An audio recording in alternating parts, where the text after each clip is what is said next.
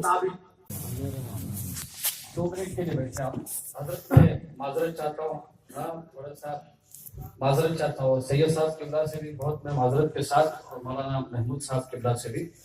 مجھے اس میں سامعین میں سے کسی نے مسئلہ پوچھ لیا امین قادری کے حوالے سے. کیا بات بھائی, ایک دم مسلک کے معاملے میں 4 دھاری تلوار ہوں.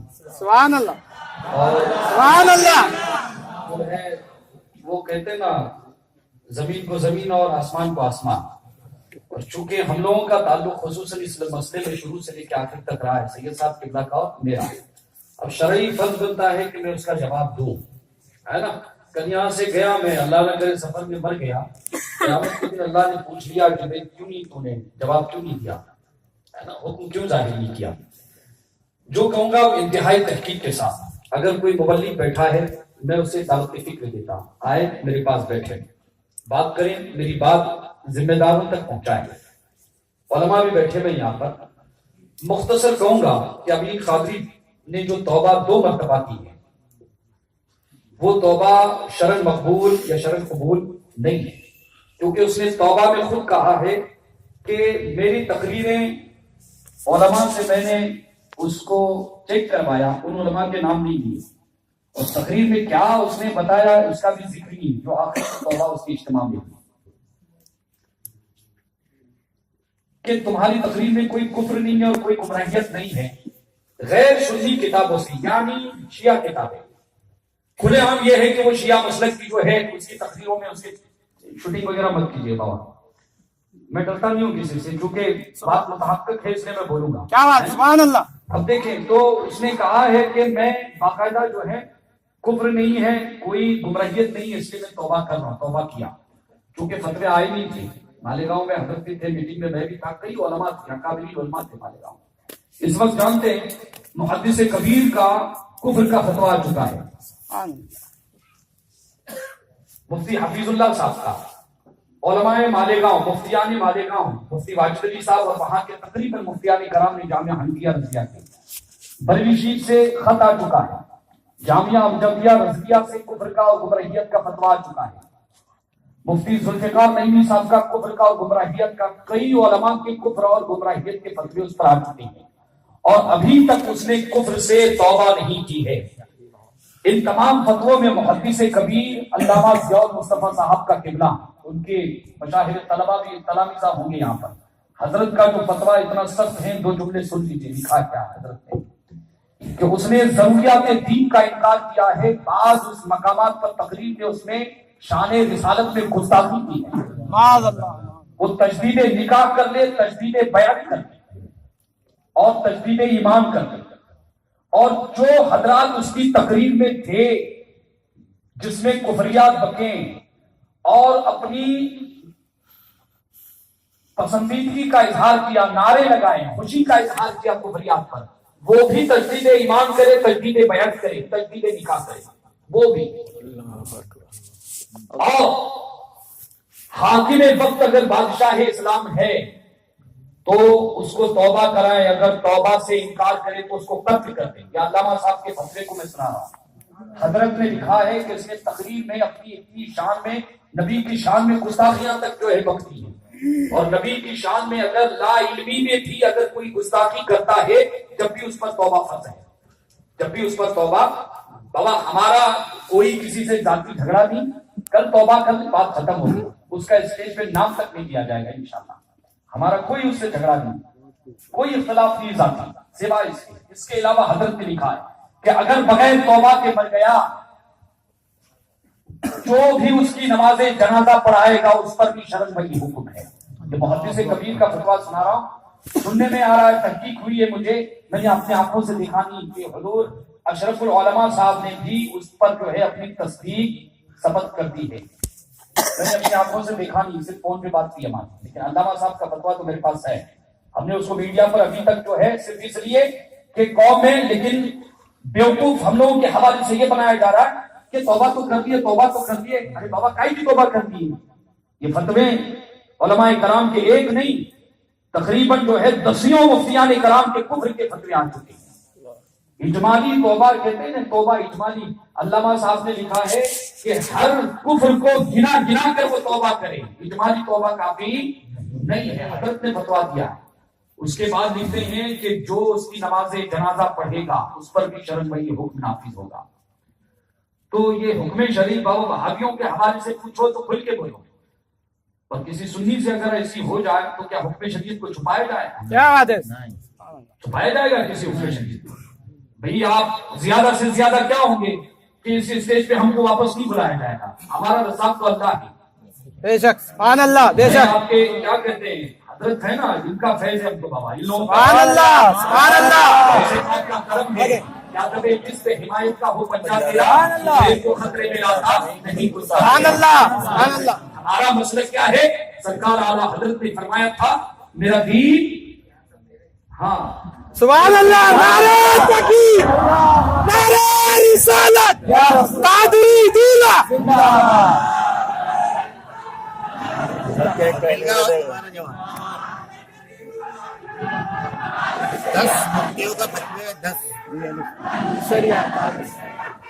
اللہ اکبر، یا رسول اللہ، زندہ باد، زندہ باد، ہم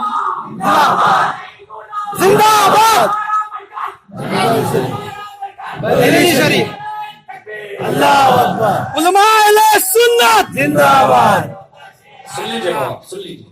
تو ہمارا مقصد کوئی ذاتی جنگ نہیں. میں نے تو مالیگاؤں میں 10,000 لوگوں بیش 10,000 کا مجموعہ تھا، حضرت بھی تھے، ہو سکتا ہے علماء بھی وہیں پر اعلان کیا تھا. تو ہمارا مقصد اتحاد ہے، دعوے اتحاد ہے. توبہ کر لے بات ختم کر دیں.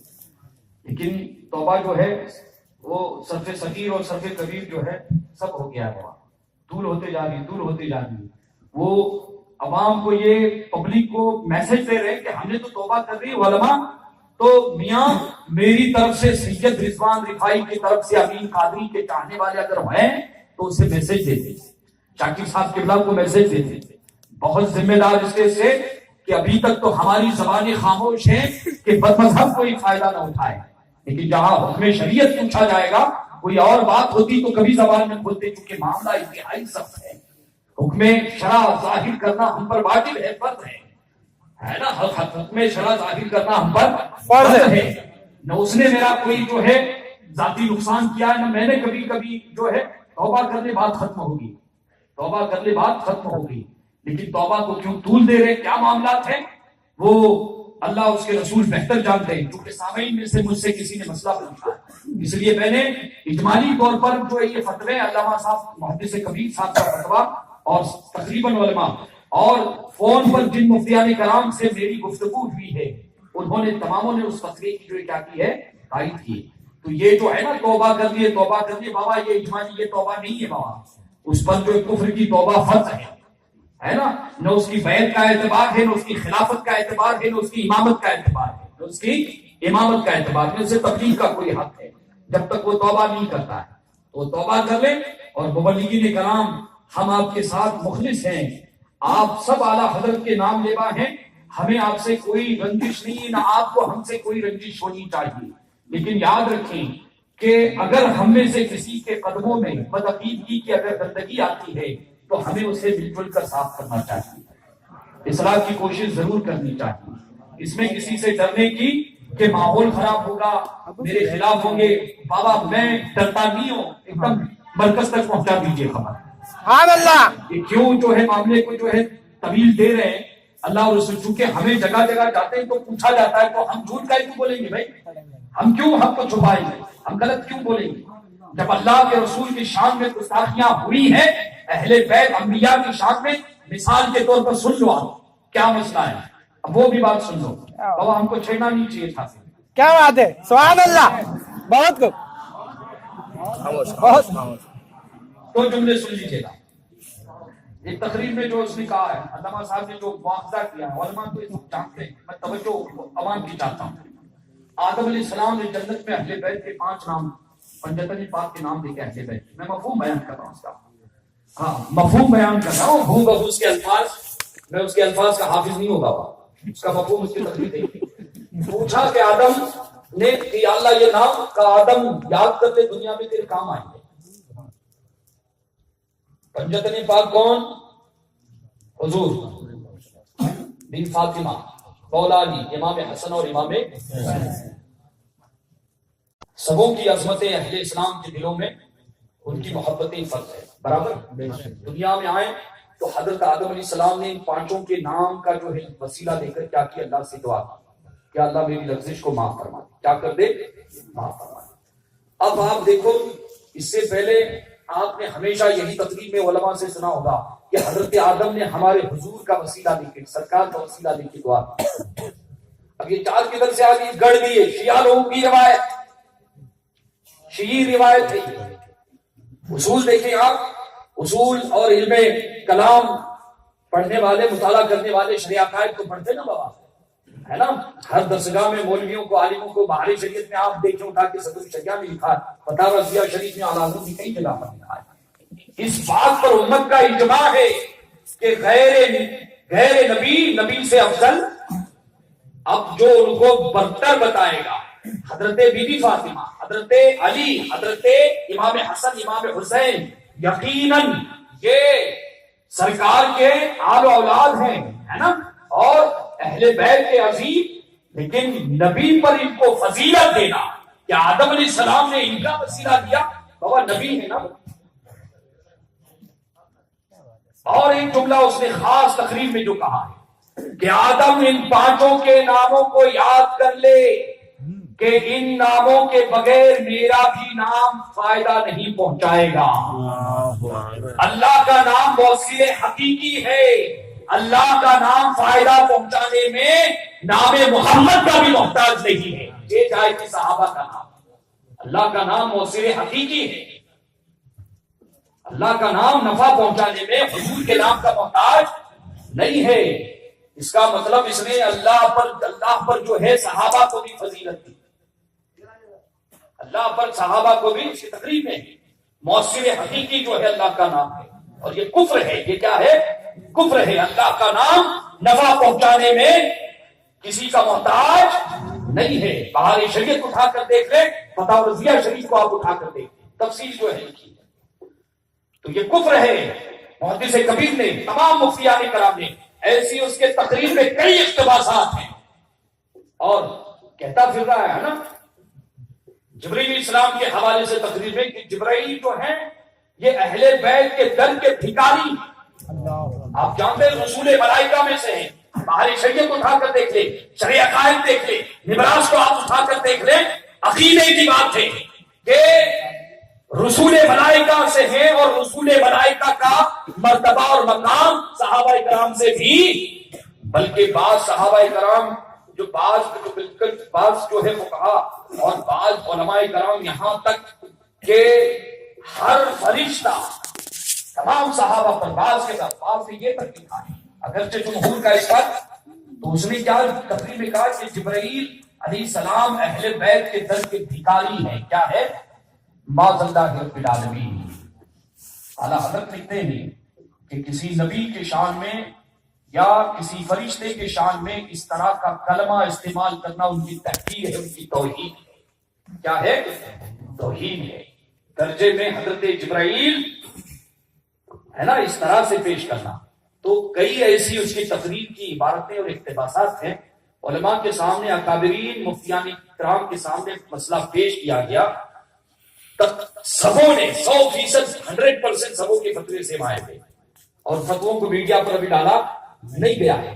صرف یہی کہ بد مذہب اس کا فائدہ نہ اٹھائے، کسی طرح سے اس توبہ کر لے اور آپسی انتشار نہ ہو. ہم نے تو پہلے بابا اتحاد کا پیغام دیا تھا کہ ہم بریلی والے اختلاف نہیں چاہتے، ہمیں اسے مبلغ نہیں بابا، اس لیے یہاں بھی رنگ مت دینا. بلکہ یہ ہوتا ہے کہ اگر کوئی گاڑی ہے 1 کروڑ کی، اگر اس کا کوئی پارٹ خراب ہو گیا ہے تو اب یہ نہیں دھکا گاڑی ہو، اس کو نکالو اور اس کو باہر کر کے نیا پارٹ ڈالو. تو بہتر یہ ہے کہ وہ توبہ کر لیں. توبہ شرعی قانون کی خبریں تو آ رہی ہیں لیکن معاملے کو طول دیا جا رہا ہے، معاملے کو طول دیا جا رہا ہے. یہ غیر مناسب بات ہے. یہ کیا ہے؟ غیر مناسب بات ہے. مجھ سے بابا کسی نے مسئلہ پوچھا عوام کے سامنے، میں نے اس کا جواب دے دیا، میرا جو ہے ذمہ ثابت ہو گیا ہے نا. اب اللہ اس کے رسول کے حوالے سے، لیکن علامہ صاحب نے اور تمام مفتیان کرام نے لکھا، مفتی حفیظ اللہ صاحب نے بھی سخت لکھا ہے کہ ایسے شخص کی تقریر سننا حرام، اسے تقریر کروانے کے لیے بلانا حرام، اس کا عملی بائیکاٹ کیا جائے، نہ اس کے پیچھے نماز پڑھے، نہ اس کی تقریر سنے، نہ اس کی تحریر پڑھے، اس سے حتی المقدور دور بھاگے جب تک توبہ نہیں کرتا اور اس توبہ کی تشہیر نہیں کرتا۔